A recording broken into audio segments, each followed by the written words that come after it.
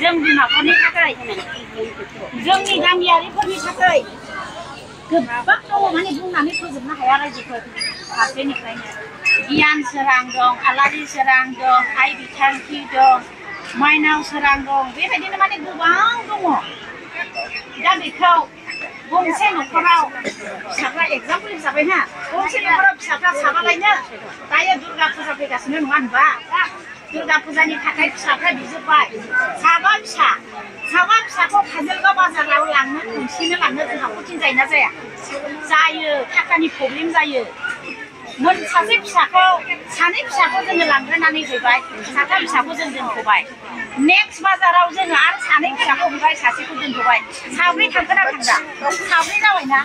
last बाजाराव दाना फिसा सासेनो हैबावबाय खामायनानै होनबा बिसोरो साबाबो मोनखोना मोनदा होनबा सासेयाव